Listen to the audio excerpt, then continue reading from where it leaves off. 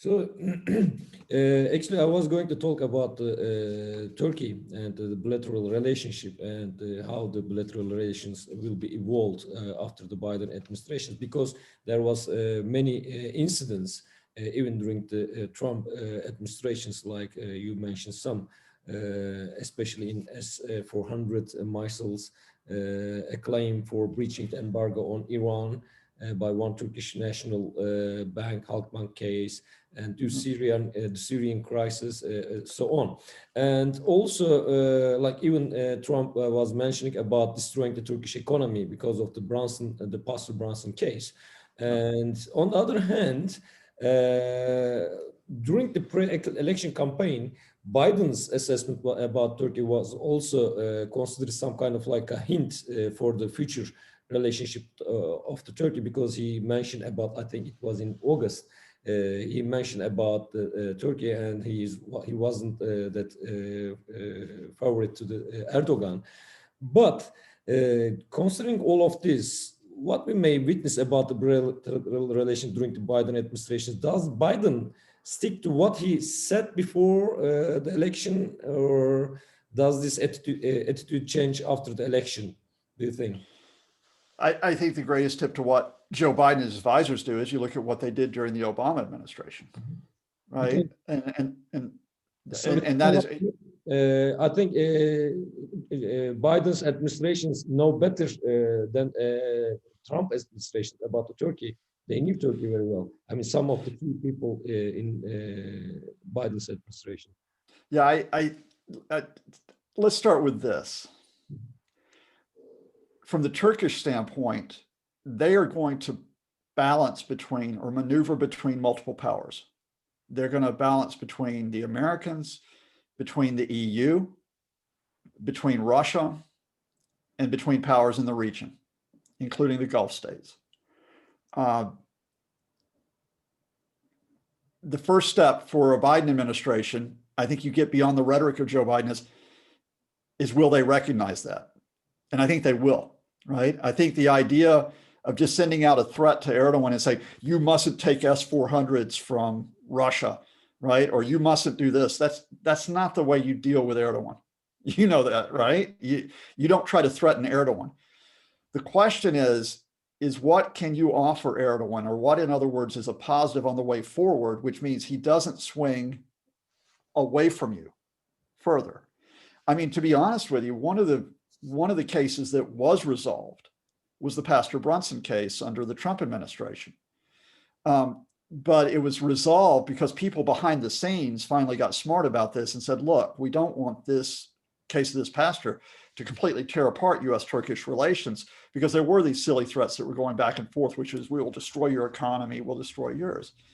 I think, for example, if you look at what a Biden administration will do, is they'll recognize that Turkey is a member of NATO. And it makes no sense to destabilize that relationship. Now, if Turkey, for example, gets too close to Russia in terms of taking not just S-400s, but other military supplies from there, the reminder will go out to Turkey, which is, look, your systems, your defense systems are primarily built on equipment which you take from us and from Europe. Do you really want to go down the route of going towards Moscow that far, right? Mm-hmm. If Turkey goes too far economically in terms of saying, well, we'll just simply swing towards Russia, we'll swing towards other alternatives, there'll probably be the polite reminder at a time when Turkey's under severe economic pressure, you know, the Russian economy is not that strong. Yeah. And you know that the possibility of links with China, well, that's going to take some time if you want to put your chips there. Is this really the way you want to go, right? I think there'll be the polite reminder over Libya, for example, which is, look, all of us are in a tricky position in Libya because we're now 9 years after the fall of Gaddafi, and we still have a very unstable situation, what can be a very damaging situation. You know, do you really want to further that, or do we want to find some way of trying to pull back from the conflict between the militias? And by the way, we don't like what the Russians are doing in Libya either, and we know you don't, right? So that, in other words, on each of these, you look for a pragmatic line with Turkey, recognizing what's in the interest of Erdogan. Well, he wants to maintain power. He wants to be seen as an international actor, but he also wants to make sure the Turkish economy doesn't fall apart. So take the question of Iran. The reason why the Turkish, you had a Turkish national and Halkbank being prosecuted over Iran was they broke the rules of the game. The rules of the game was you might not like the sanctions on Iran. You might not like that they're there, but they're there, and you don't go around. And this was a fairly serious claim that was being made. So I think a Biden administration goes to Turkey and says, look, we want to do something about these American sanctions on Iran. We think they've been too excessive. They've been damaging. Give us time. But at the same time, don't break the sanctions. Don't mess around with this, right? Because it just embarrasses everybody. And at the end of the day, there's part of me that says there's some very serious issues in terms of rights, both within the US and within Turkey that we could talk about. There's some very serious issues about how the US and Turkey have conducted themselves in the past. But the starting point at a very pragmatic level will be this idea of, can we get back to negotiating with each other? And we realize what the rules of the game are on this. And I think Joe Biden can sometimes be a little bit over the top with his public rhetoric, but as in private negotiating, he's a pragmatist. And he won't want to get into a fist fight with Erdogan, even though he might win it, because he's tough. Okay. So's Erdogan. What I understand is that the Biden administration will maybe strengthen the institutionalized relationship between Turkey and the United States, and they will use this NATO, and maybe they will strengthen the Turkish EU partnership as well. There's kind of like a sign in Turkey after the Biden administration was elected.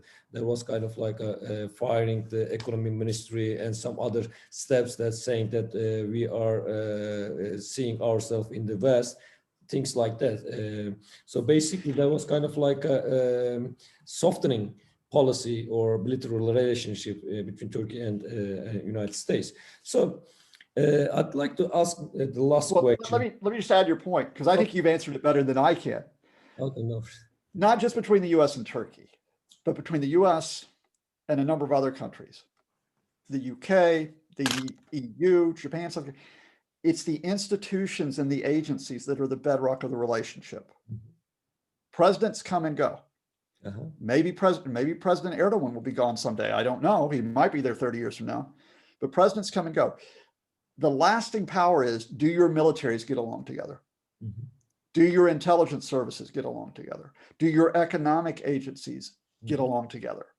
Do you have faith in that relationship? And the more that you work on that day-to-day relationship between institutions away from the headlines, the better the relationship's going to be. So there's actually a paradox here, because we're speaking in the UK.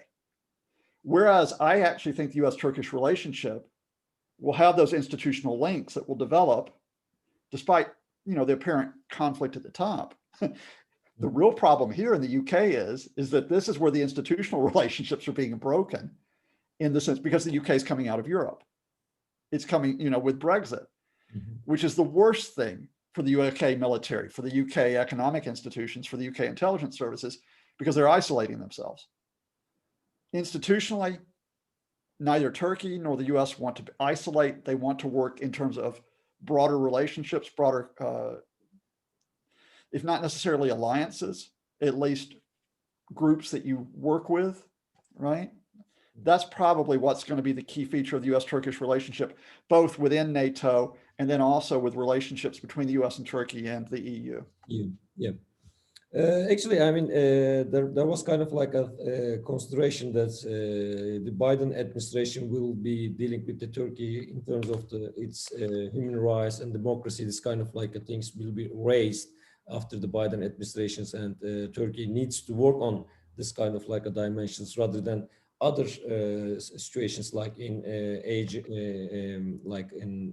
Syria or other foreign affairs. Entirely focusing on Turkish internal policy will be highlighted by the Biden administrations. There's kind of like a rumor or people saying that. No, I don't see the Biden administration, not just on Turkey, but on a general approach, going back to a human rights first approach. The Obama administration actually talked about human rights, but didn't necessarily follow up. But let me give you examples beyond Turkey, and then we'll get back to it. The time to really pin down Mohammed bin Salman was after the killing of Jamal Khashoggi at the end of 2018, because you had allies such as indeed President Erdogan who were willing to put pressure on the Saudis. That time has come and gone, right? There may be some in the US Congress that want to continue to punish the Saudis. Don't think it's going to happen. You won't see the Biden administration putting a great deal of pressure on China over the Xinjiang question, the Uyghur Muslims in the Northwest. They may raise the issue of Hong Kong, but that's for very special reasons. For example, Hong Kong is visible and it's also a financial hub. But generally, they won't be going in with China on human rights issues, right? They probably will raise human rights issues with the Russians, but that's a way of putting pressure on them, right? As long as Turkey, it's felt like, all right, we are getting back to this institutionalized relationship, they won't go after questions, for example, such as the detention of journalists. There's no mileage in that. They won't go back to the protest of 2013 and 7 years later come back and say, let's have a look at this, let's reopen that case.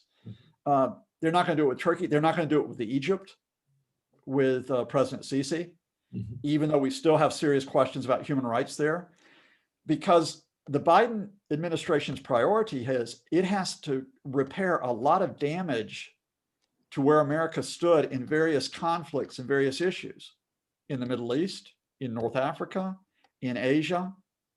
And if you're repairing relationships in those conflicts, you cannot go in at the same time and start wagging your finger at various states over human rights and domestic situations. As much as I believe in human rights and as much as I hope you raise those questions, as a pragmatist, it will not happen because there's more immediate issues that existed before Trump, but that have been made worse because of what Trump has done. Okay, I understand. I think actually it was going to be my last question, because I was wondering whether the Biden administration will follow the Obama's path. And some people saying that this is going to be like closely related to the Obama's administration or his style. And I think, as far as I understand, Biden administration will locate itself in between Obama and Trump, as far as I understand, like some kind of like a normative behavior and some kind of like a real politics and pragmatic manner. I think that's a good assessment that Biden may, in a sense, be slightly between Obama and Trump. You will not see the grand speeches such as Obama's Cairo speech, or indeed Obama's Ankara speech of 2009. That's not going to happen. You're going to see more of the type of behavior that occurred in the second term of the Obama administration. Think about the Iran nuclear deal. Think about the attempt, even as I think it was badly handling its Syria policy, to reach an accommodation with Russia over what should be done in the Middle East. Think about its so-called Asia pivot. That said, the reason why you can't just simply say it's another Obama administration Mark II is because circumstances have changed. Okay. And they've changed in two ways. The first is, if you talk about the Middle East, we're now 9 years after the so-called Arab Spring, and situations have not been resolved there. I mean, we've gone through the phase of the Islamic State, but they're still present. Iraq is still in a state of mass protest, serious questions about its government's legitimacy.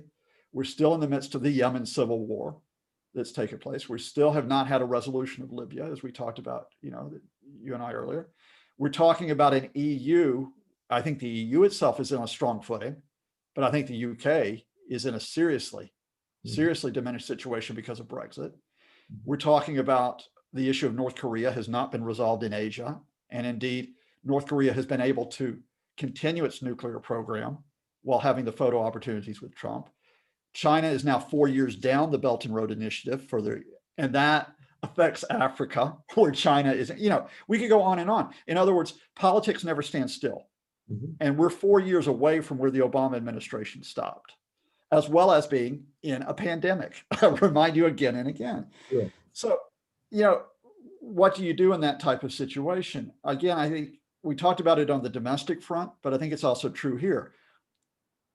You show that you have adults in the room and you take steps which are the immediate repair. So for example, you go back into the World Health Organization.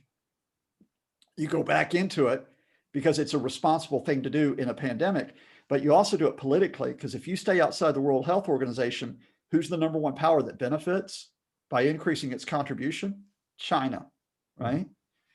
You go back and you rethink your relationship with the EU, not just NATO, but with the EU in terms of economic cooperation, because if you do that, who are you looking at? Well, you're looking at the Chinese alternative. You look at relations with Turkey very pragmatically, because that affects your relationship both with NATO and with the Middle East and Middle Eastern powers, but also it affects your relationship with Europe. I mean, Turkey's got that key position. So Biden, I think, from a pragmatic viewpoint, does all of that. The problem which will come in is the one that the Obama administration faced. When you have a serious crisis that unsettles your day-to-day institutional planning, how do you respond? If you have another version of what happened in 2011, like the Arab Spring, what do you do?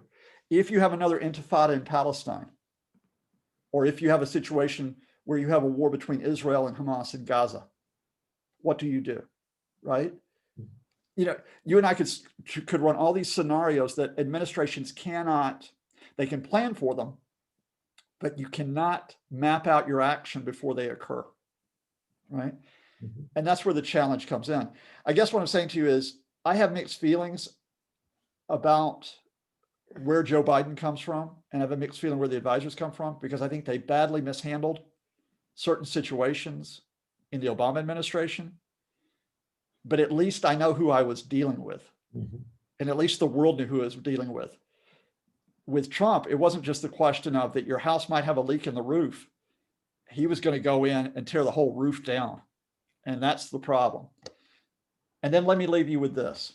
As much as we talk about Joe Biden, as much as we talk about this, here's what I'm looking at beyond it. The one person who was not in the Obama administration, who is significant in the Biden administration, is Kamala Harris. And we know Kamala Harris in terms of where she stands on a lot of domestic issues, because she's been a senator for a few years from California, because her track record was in domestic politics before she went into the Senate, coming out of California.